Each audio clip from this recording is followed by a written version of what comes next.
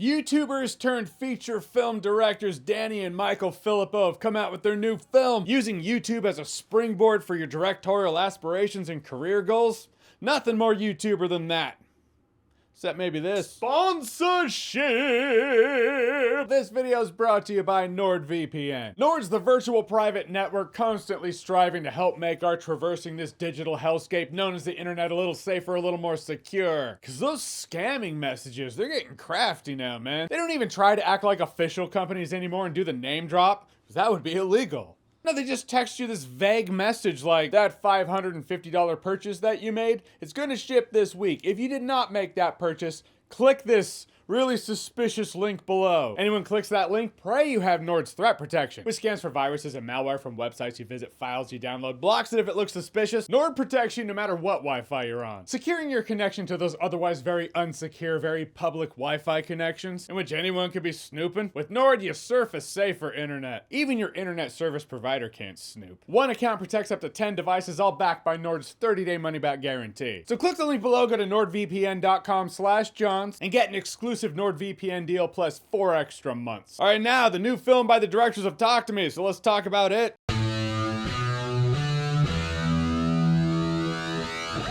So yes, Bring Her Back is the new film by directors Danny and Michael Philippou. It follows this brother and sister duo who have to go into this new foster home in which this lady, played by Sally Hawkins, is now their new foster guardian. Things are unsettling from the get-go. The fight or flight alarm in your head only starts getting louder as the film goes on, and now we have ourselves a new horror film? Yeah? Like if we were still in the days of Blockbuster, the video rental stores, and I had to categorize this movie because I worked there, horror would definitely fit the bill. I'd probably put it in the horror section. But it is more of an emotional, psychological thriller mystery with a supernatural occult driving force simmering under the surface that only starts simmering more to a boiling point as the film goes on. And I gotta say, that feels like a solid Goldilocks zone for Danny and Michael Philippou. They're great at the visual craftsmanship element, the camera work, the cinematography. It's engrossing to the point where things look pretty, but in hindsight, that was a detail. But the movie doesn't go, hey, that was a detail by the way. Some scenes may be a little more obvious than others, but it doesn't over-explain it. Get to that in a bit. We'll get to that in a bit more in a bit anyway. But I do want to talk about the acting first. It's a small cast of a few people. I thought the acting was great all around. Oh man, I suck with names, you know that. Is it Billy Barrett or Billy Barrett? Is it Billy Barat? Anyhow, dude, if I mispronounced your name, I apologize. The film is mainly seen through his eyes. He's the older brother of the siblings. But you really do feel this older brother protective instinct for the younger sister. And she's actually in real life visually impaired as her character is. Though in Google searching, you know how Google search just gives you an AI answer now? I guess the robots just give us answers. The robots say she's blind in one eye, whereas her character in the movie is visually impaired in both.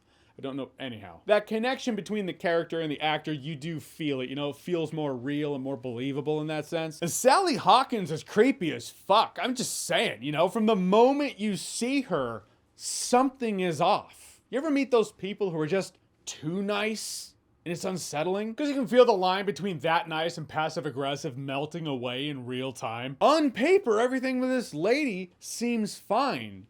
But she's the worst. And you know she's the worst from the get-go.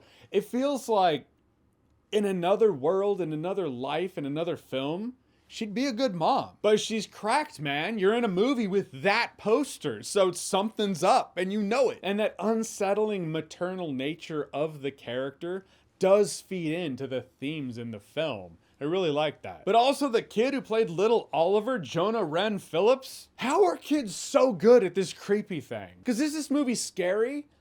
It's more disturbing. I'll say it that way. There are some visuals in here that'll have you wincing, squinting, cringing. Now this movie's very different from Talk to Me, and you need to know that. I was lucky enough to never have seen the trailer before I saw the movie. And the trailer definitely looks like, yeah, scary horror film, bring the popcorn. It's not like the movie Mother, in which the film you get is very different from the trailer.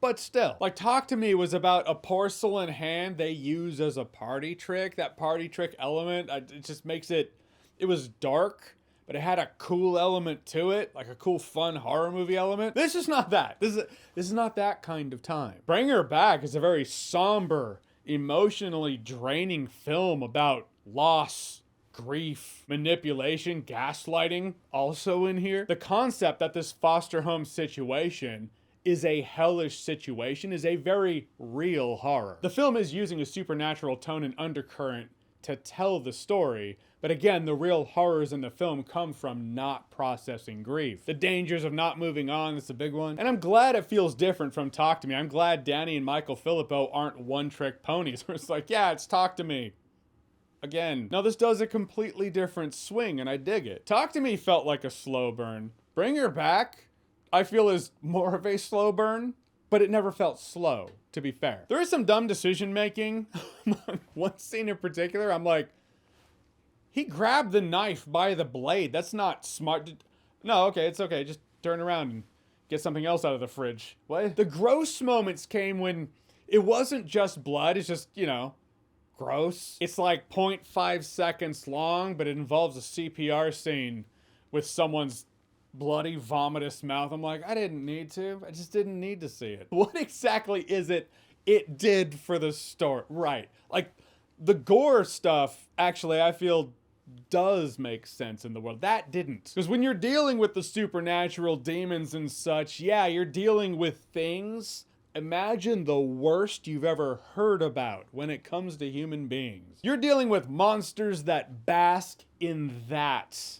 And I love it, you know? So in terms of the gore elements in here, it made sense. Even if it does deal with children and that makes it more disturbing. There is a bit of a feeling of, depends on how many movies you watch, but there were some things where it felt familiar in the sense of I've seen this in movies. At the very least, it feels inspired from other films. But as we've seen or experienced in life, or at the very least in the movie The Usual Suspects, you can give a few different people the same thing to say and they will say it differently. Same rule applies with the language of film. You can have similar themes or clearly be inspired by other films, but not say it the same way. Which I feel is the case with Bring Her Back. The movie doesn't over-explain. It's like it doesn't overtly give you all the answers. I'm so used to movies being like, so audience who's obviously too stupid, here are all the answers. This movie does leave you to piece the bits together, but it does give you the puzzle pieces to do it. Even if you don't, the movie, it still works, it's still fine, but it's clearly made by a couple of filmmakers who are like, hey, don't you hate it when the movie treats the audience like they're idiots? Let's not do that. Let's leave them to use some of that cerebral prowess of theirs. And in terms of tension, the end of the movie, like the last part, had me at the edge of my seat. I didn't know how it was gonna go down. There is a point where I was like, that's stupid. I didn't like it, what can I say? But in the end, the Philippous show us they're not one-trick ponies. It's the dealing with deeper human themes that comes across as horror-esque. That's what really hooked me. I'll say Bring Her Back's worth watching and worth buying on VHS. Because VHS ain't dead while I'm breathing. It's my real collection too. My one rule, only find them in the wild. No eBay.